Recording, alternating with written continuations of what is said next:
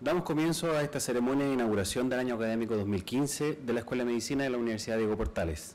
En nombre del equipo directivo de la facultad y de la escuela, agradezco a todos los presentes por asistir a este evento y celebrar junto a nosotros el comienzo de un nuevo periodo de actividades en nuestra institución. Muy particularmente agradecemos la presencia de la directora general de Administración Académica, señora Andrea Marín, a la decana de la Facultad de Medicina, doctora Patricia Muñoz Casas del Valle, al director de Campus Clínicos, doctor Juan Manuel Toso, a la doctora Patricia Girao, directora de posgrado de la Facultad de Medicina, a la señorita Angélica Zúñiga, asesora de la Vicerrectoría de Pregrado en el proceso de acreditación de la Escuela de Medicina, al director de Escuela de Odontología, doctor Marcelo Navia, a la directora de la Escuela de Tecnología Médica, profesora Francisca Silva, al jefe de Servicio de Cirugía del Hospital de Ipreca y director del Programa de Especialidad de Cirugía General, doctor Hernán Guzmán, al jefe de Servicio de Cirugía de Obesidad del Hospital de Ipreca, doctor Matías Sepúlveda, a los académicos de nuestra Escuela de Medicina y sus campus clínicos, a nuestros académicos de la Facultad de Salud y Odontología y a todos nuestros queridos estudiantes y administrativos. En esta ocasión, además, damos la bienvenida a nuestros oradores e invitados, doctor Arnoldo Riquelme y Julián Varas, académicos de la Pontificia Universidad Católica de Chile, a quienes agradecemos su tiempo y generosidad al querer compartir con nosotros esta tan significativa ceremonia. A continuación, la directora de la Escuela de Medicina, doctora Soledad Armijo, dirigirá unas palabras de bienvenida. Nuevamente, muy buenas tardes. Hace 13 años atrás se puso en marcha la Escuela de Medicina de la Universidad Diego Portales, en las dependencias de un edificio que antiguamente ocupaba la Escuela de Periodismo en Ejército a media cuadra de la Alameda.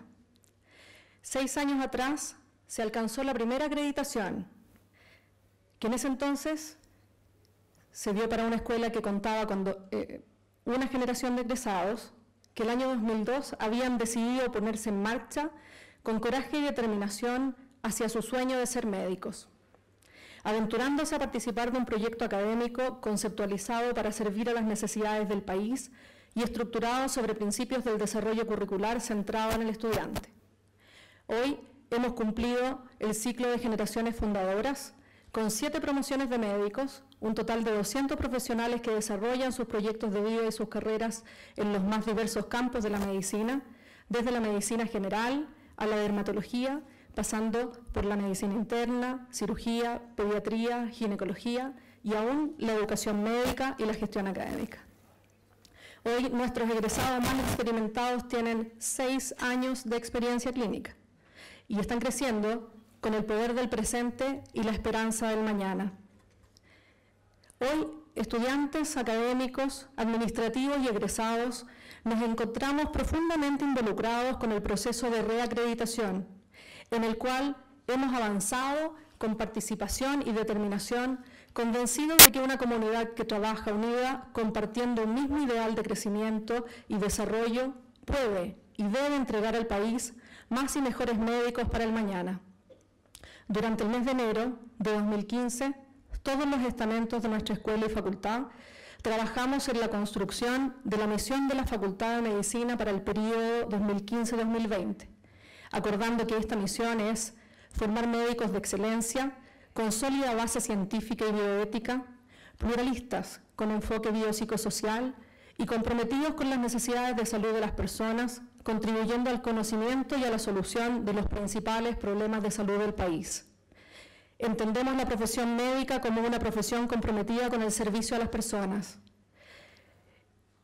comprometida con el servicio a la sociedad. Y en ese sentido, el éxito que esperamos de nuestro futuro individual y colectivo no tiene nada que ver con cuánto ganemos o logremos para nosotros mismos, sino con cuánto hagamos por los demás. Nos parece esencial, en una cultura individualista, formar profesionales que se ocupen del servicio más que de su autorrealización, que asuman sus profesiones como una vocación, que sepan entender los desafíos de la sociedad y que sientan su país como responsabilidad ineludible, construyendo puentes que acorten las distancias sociales en el ámbito sanitario. El futuro de nuestra Escuela de Medicina se construye desde el presente y pertenece a todos aquellos que ven posibilidades en el mañana, incluso antes de que éstas sean obvias para los demás. Pertenece a todos aquellos que saben que las cosas no pasan por sí solas, sino a los que reconocen que es uno mismo quien debe hacerlas suceder. Podemos tener metas loables, los más altos ideales y los más nobles sueños. El futuro del médico en la actualidad obliga a la formación permanente y a la capacitación continua, herramientas sin las cuales no es concebible la excelencia profesional. En esta inauguración del año académico, quiero extender una invitación especial a todos nuestros estudiantes. Asuman la responsabilidad de transformarse en lo que sueñan, en ser gestores de su propio éxito, sin perder de vista que esta meta no es, ni debería jamás ser antagónica con el bien común. Muchas gracias.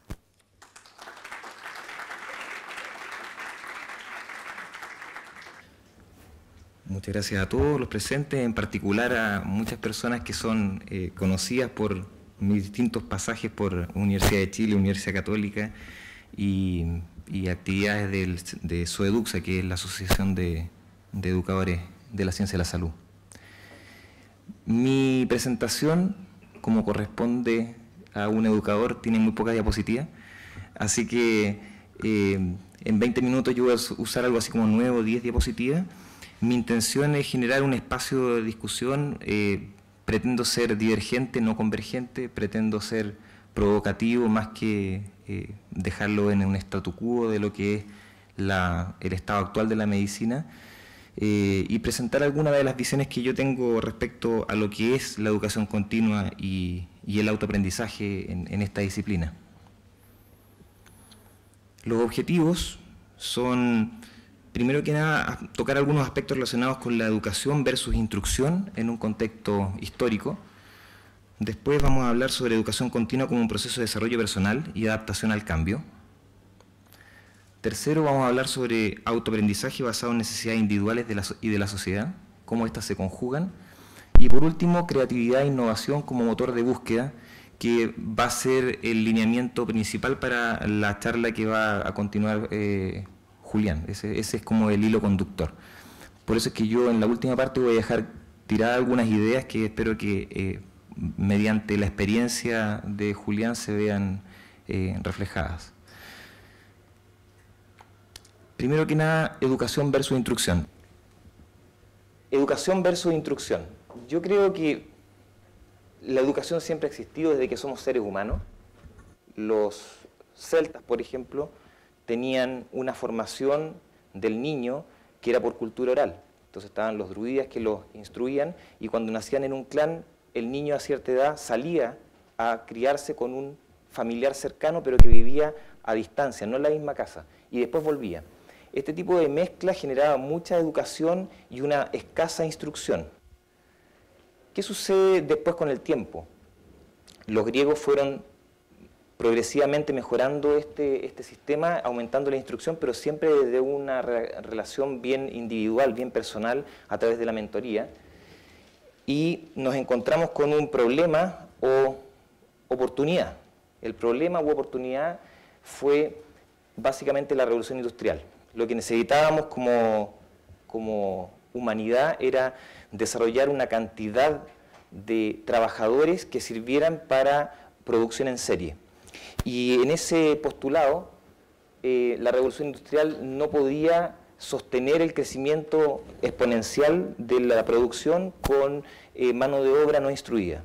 Entonces lo que pasó es que se adoptó un sistema que fue el sistema de educación prusiano, que lo que hacía era generar gente dócil, primero que nada.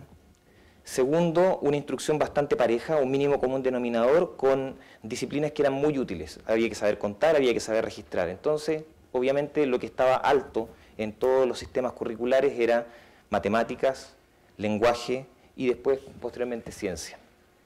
Y eso no ha cambiado mucho, ¿no es cierto?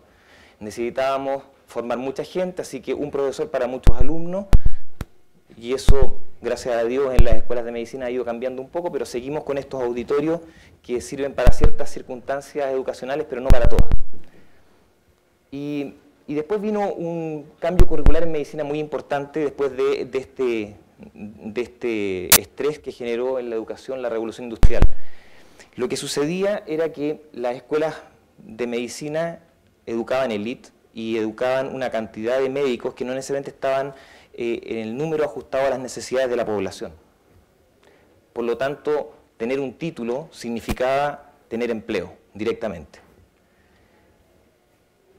El cambio curricular en medicina se generó a raíz de un estudio que hizo Fleckner y lo que se generó ahí fue hacer una lectura bien crítica de la falta o ausencia de ciencias básicas, y eso implicó que todos los currículums se modificaron hace 100 años para que las ciencias básicas fueran la fortaleza y después venían la instrucción clínica. Y eso se mantuvo hasta los años 90 bastante rígido, hasta que empezó a aparecer el sistema de currículum basado en competencia. Vamos a tocar un poco más después de eso. Pero si se fijan, yo no quiero pasarles una clase de educación, sino que la educación siempre ha existido, pero las proporciones entre educación e instrucción han ido variando. En la medida que nosotros vamos aumentando crecientemente la instrucción, la educación lúdica se va perdiendo, y lo significativo también. Este sistema claramente genera convergencia, genera un mínimo común denominador, pero mata a lo sobresaliente y aplaca la creatividad. Y tenemos que tener un pensamiento crítico sobre eso. El proceso de selección de un currículum basado en competencia básicamente recibe un cúmulo de gente que tiene ciertas cualidades intelectuales o destreza, y eso nos permite entregar un producto que es un egresado.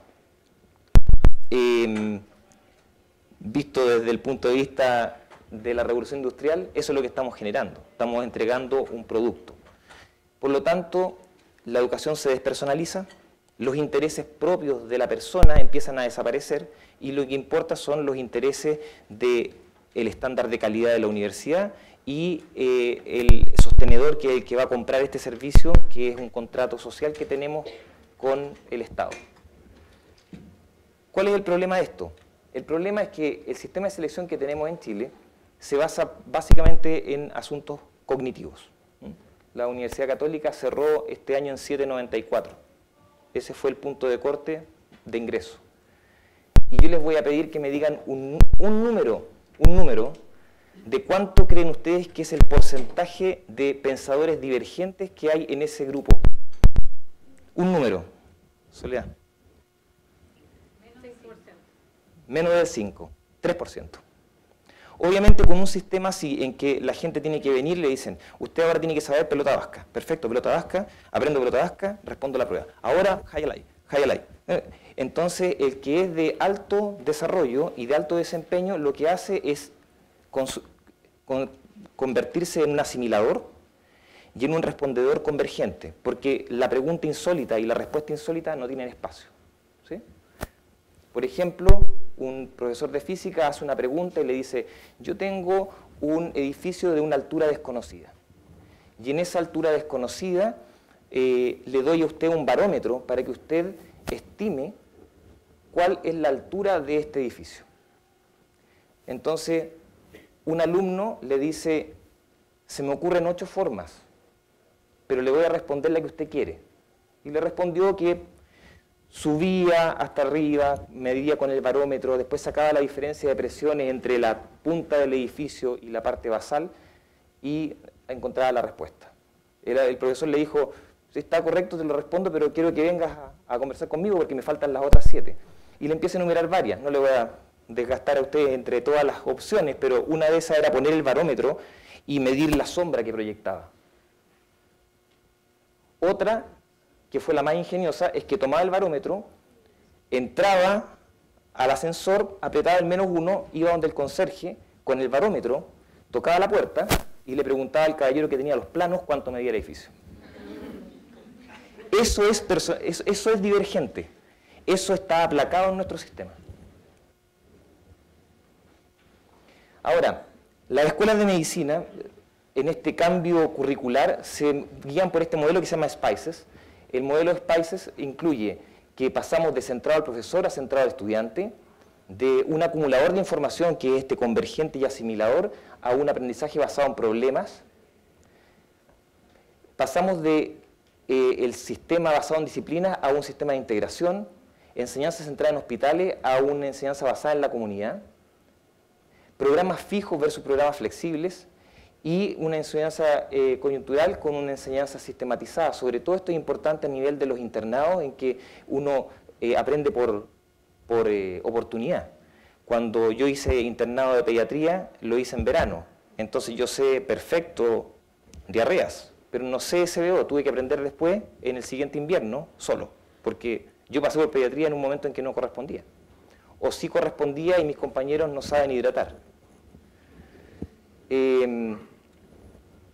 Pasamos de simulación a paciente real, esto no lo voy a tocar mucho porque lo va a tocar más Julián, y mínima competencia versus excelencia.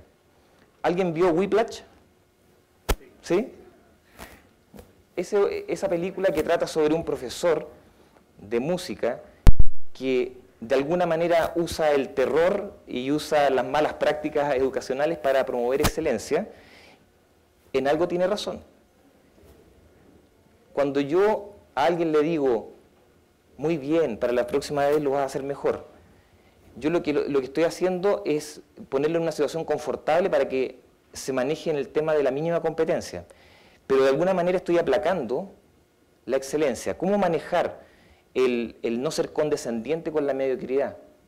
Y cómo no extremar la tortura del alumno para promover esa excelencia, ese es un límite bien frágil. En psicología positiva lo que se hace es que cuando uno tiene una destreza que es de alta complejidad, lo que hace es someter al alumno a una destreza de alta complejidad solamente cuando está altamente instruido.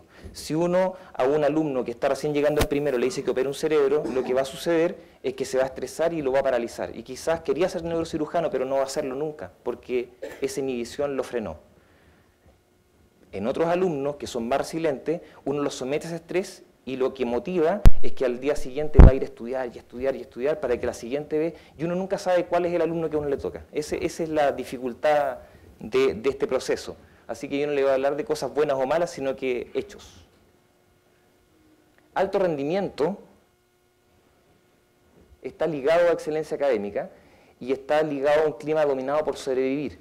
¿Cómo hacemos para que en este equilibrio nosotros vayamos generando suficiente cuota de estrés para que el alumno pase de manera confortable al siguiente paso? Eso es parte del arte de enseñar. Educación continua. ¿Qué hacer después del egreso? Ya todos tenemos más o menos claro de que durante el proceso de 6, 7 años, en Europa 5 años, en Estados Unidos 4 años de formación de un médico, tenemos que lograr estas mínimas competencias y dar un énfasis en los aspectos profesionales, generar una cantidad suficiente de gente titulada y graduada para responder a las necesidades de la sociedad.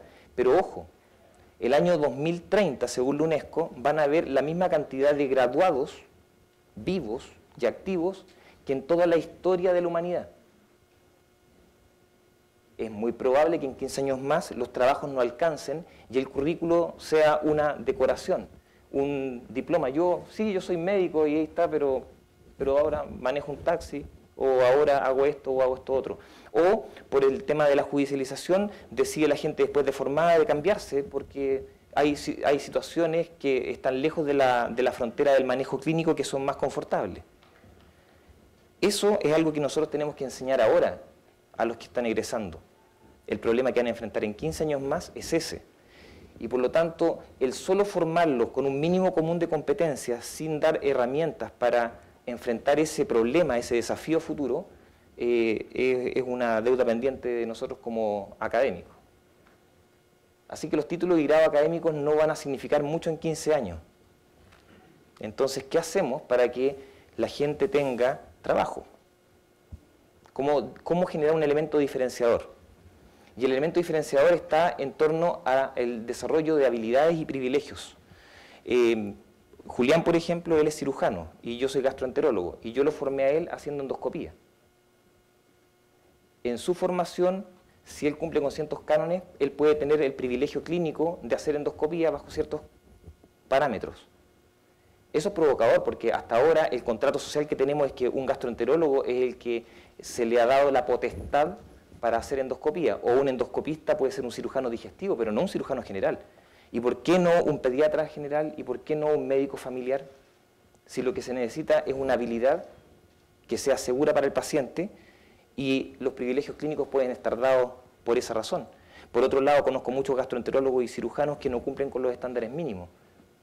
Solo por ser gastroenterólogos y cirujanos digestivos van a hacer endoscopía si no han demostrado que merecen ese privilegio. Acá yo les muestro el círculo de Kolb. Lo habitual del círculo de Kolb de aprendizaje del adulto es que uno lo ve desde el punto de vista externo de este círculo, que es ver la experiencia concreta que uno tiene, después la observación reflexiva, después uno hace una conceptualización y analiza y dice qué salió bien, qué salió mal, y aprende ciertas lecciones para poder experimentar activamente, cosa de que en la siguiente vez que uno tenga esta experiencia concreta, un segundo encuentro clínico, una segunda endoscopía, una segunda biopsia, uno lo que va a hacer es mejorar y mejorar y mejorar y mejorar. Ahora, ¿cómo se logra esto? Se puede lograr desde distintos estilos de aprendizaje. Y no hay ninguno mejor que el otro, porque yo no soy leso. Si a mí me dicen, tu objetivo es entrar a medicina, es que yo voy a ser súper divergente, voy a poner respuestas súper locas en la PSU, porque igual me van a aceptar. Ni una posibilidad, ¿no es cierto? Te equivocas en 2 o en 3, entonces el sistema te lleva a la convergencia. Pero cuando te dicen en un módulo de investigación, la convergencia ya no te sirve. Tienes que empezar a pensar, a crear, a idear. Así que hay distintas formas de enfrentarse y esto tiene que ver con la percepción del individuo y la percepción del medio. Algunos son acomodadores, otros son divergentes, otros asimiladores y otros convergentes. Así como los profesores, también tenemos distintas estrategias. No hay ninguna estrategia de enseñanza ni ningún estilo de aprendizaje que sea mejor que el otro. Y lo que se ha visto es que la gente va moviéndose en las circunstancias que más le acomoda. Por ejemplo, a mí me gusta el rol de facilitador, pero yo no puedo decirle, Julián, sí, esa es la papila, ten cuidado, la biopsiaste. ¿Qué crees tú? ¿Hará o no hará una pancreatitis? Buen trabajo, la siguiente vez yo creo que lo vas a hacer mejor. Vamos a hacer un debriefing. No, ese momento con un paciente ahí es, no hagas eso. Y la relación es de entrenador-entrenado, trainer-trainee, que tiene ciertos criterios que son muy distintos a los criterios de un facilitador en un grupo de aprendizaje basado en problemas, por ejemplo. Me salté una. Autoaprendizaje. ¿A qué tenemos que estar atentos? Las necesidades individuales. Tanto uno hacer una lectura interna como cuando uno tiene un alumno, porque lo más probable es que donde el alumno está interesado va a explotar su máximo potencial. Yo no puedo forzar y decir, mira, este es el mínimo común de la escuela, pero si a ti te interesa realmente cirugía, creo que tienes que hacer tal y cual cosa. Y atender a la sociedad, porque también uno no puede estar haciendo, mira, es que esto me interesa mucho, pero en realidad no responde a ninguna pregunta importante para mejorar la calidad de vida de las personas. Uno está inserto en la sociedad.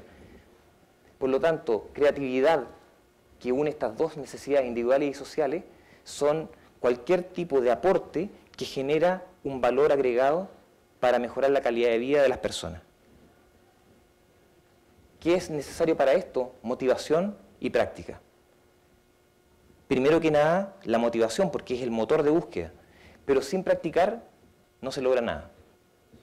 Hay un mínimo de, no sé cómo sería ahora los puntajes, pero cuando yo hice mi postulación, el mínimo de hora de atención abierta era 160, y yo hice 1000. Obviamente nadie me obligó a eso, pero con esas 1000 horas de exposición versus 160 en la posta 3, yo creo que igual hay una diferencia respecto a cómo llega el apresto para cuando uno llega a una beca, por ejemplo, de especialidad. Hay una diferencia. No hay ninguna obligación en hacerlo. Yo no le puedo decir a un alumno, entonces tú tienes que hacer 1000. Pero sí le tengo que decir que para ser experto se necesitan 6000 pedazos de información y se necesitan 10.000 horas de dedicación. Eso es un experto en cualquier tema. Menos en el tema de SQP, eso está estudiado. Estos programas de chisme requieren solo 300 horas. Entonces, si quieren ser expertos rápido, dedíquense a chismología. Creatividad, según Guilford, esto que uno cree que la creatividad tiene miles de años por el Renacimiento, no. La creatividad como concepto tiene 60 años. Y lo que proponía detrás de la creatividad Guilford era que había un proceso de preparación monacal. Ustedes están en la escuela de medicina y están atentos, absorbiendo, y de repente algo hace conexión con otra cosa y ¡pum! Se gatilla por una idea que puede estar incubando mucho tiempo, hasta que o uno tiene las capacidades o la sociedad está preparada para eso. A veces las ideas son demasiado provocativas y tienen que esperar un tiempo para que cuajen. Inspiración, pero después viene un proceso arduo de verificación. Financiamiento, hay un montón de aspectos relacionados con lo que termina siendo el traspaso de la creatividad a la innovación. Como reflexión final, antes de darle el paso a Julián, la pregunta es, ¿estamos preparando a los estudiantes de medicina para los desafíos del 2037? ¿Y por qué puse 2037? Porque es cuando yo jubilo. Y lo que yo espero es que nuestros alumnos hagan la pega mejor que lo que nosotros estamos haciendo. A mí me quedan algunos años todavía para hacer algo, pero claramente este desafío es de ellos. Y el desafío tiene que ver con la apertura mental para poder responder a problemas que van a ser, entre comillas, nuevos. Esta aventura del aprender puede ser divertida y productiva. Yo creo que Julián va a ser un excelente ejemplo de que sí, que puede ser divertida y que puede ser extremadamente productiva. Pero, ¿qué hay detrás de ese motor, ese bichito de la motivación? No lo sé. Yo nunca he visto las notas de mis alumnos. Nunca. Espero que exista una química, una reacción y dice, me gustaría, qué interesante lo que está haciendo, júntate conmigo, ¿quieres? Le doy mi teléfono, y a veces ese proceso de incubación toma 1 año o 2 años hasta que está el horno listo para bollos. ¿Qué ven acá? Hay una persona, ¿no es cierto? Hay un arco, una flecha, y una diana, ¿no es cierto?, o un blanco. ¿Quién creen ustedes que es el estudiante en esta analogía?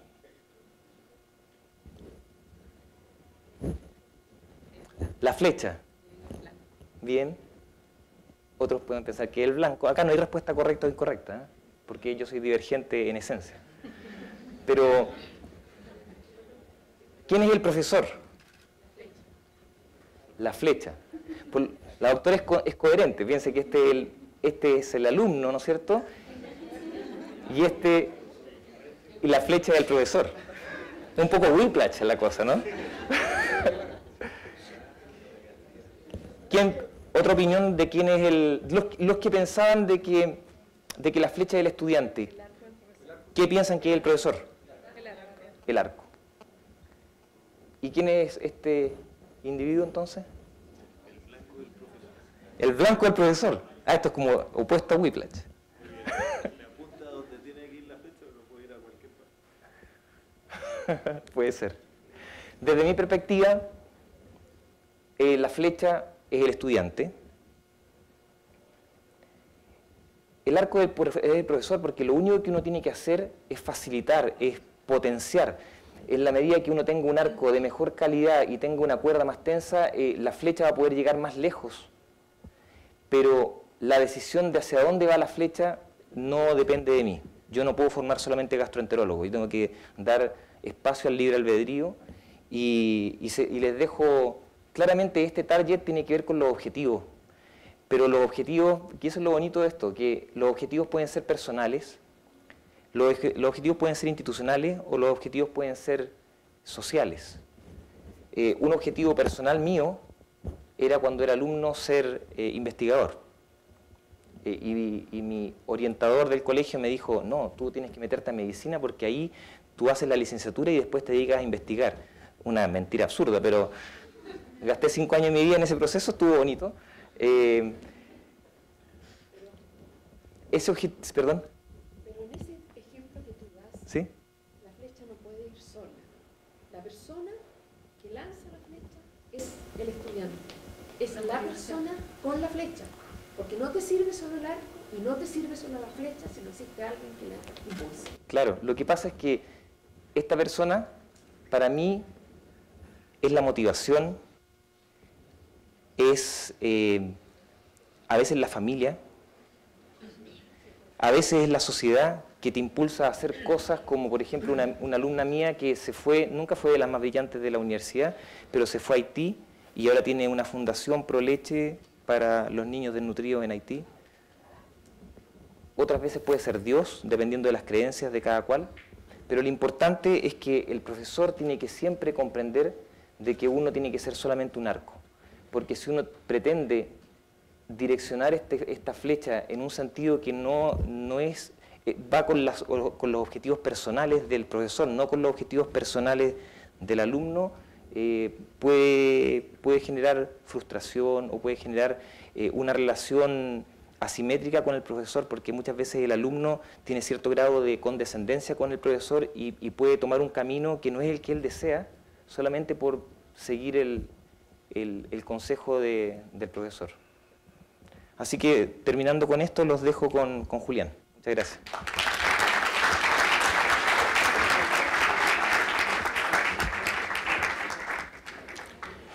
Mientras tanto, si hay alguien que tenga preguntas, porque va a tomar un tiempo que instale el computador.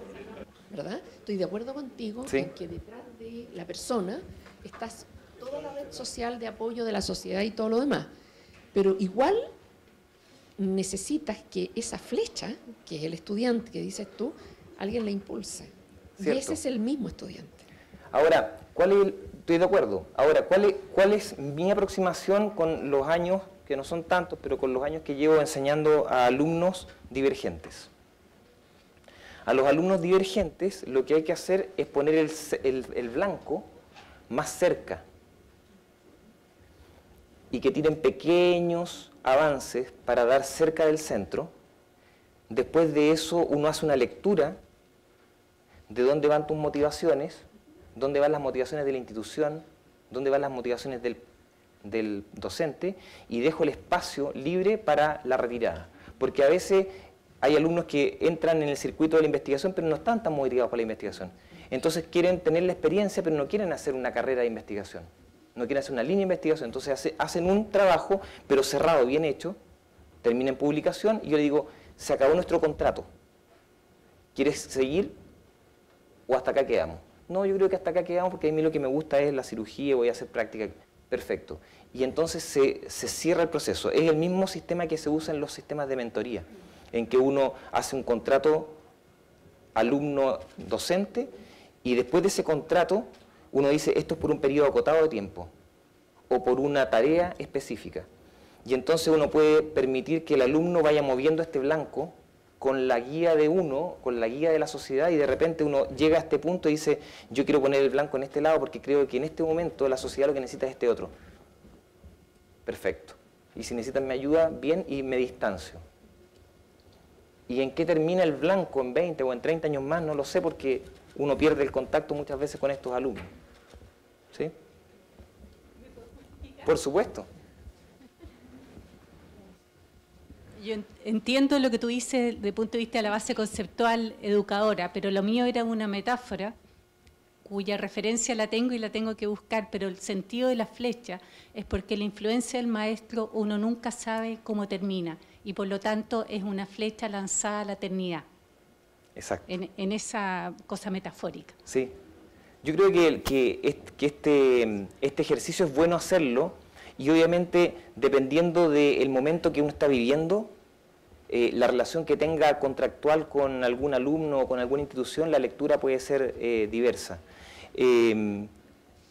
Una de las cosas que me sucedió a mí, y la puedo contar, es que nosotros lo que hacemos habitualmente en la Escuela de Medicina es hacer que los alumnos generen varias barreras defensivas para poder no equivocarse, porque cuando uno admite un error es castigado. Entonces uno lo que hace es vivir en un sistema que evita los fracasos o que no reconoce los fracasos como un proceso positivo en el crecimiento de la persona y en el aprendizaje continuo.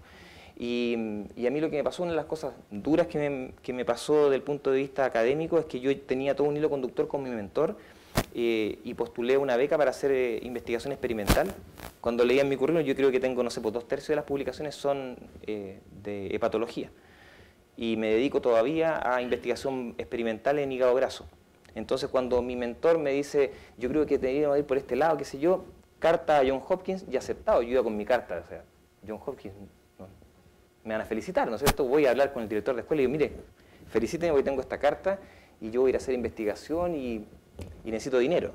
Entonces me dicen, no, y no porque arbitrariamente, sino que no por dos razones. Una, porque del punto de vista de mi trabajo en la escuela durante ese periodo de tiempo, mi labor había sido predominantemente docente. Segundo, en ese momento circunstancialmente, la escuela estaba creciendo en educación médica y necesitaban profesionalizar la educación médica. Entonces había dinero para hacer educación médica, entonces ahí les digo yo que de repente los fines individuales o las ideas y motivaciones, uno tiene que hacerlas converger con las motivaciones de la institución o de la sociedad. Y entonces durante 4 meses, no les niego, estuve bien deprimido, pero después cambié y terminé haciendo educación médica y no me arrepiento del camino que seguí. Por eso es que el tema es que dependiendo del momento vital que vive el alumno, el blanco o la diana puede tener un significado distinto. No hay ninguna posición cerrada al respecto.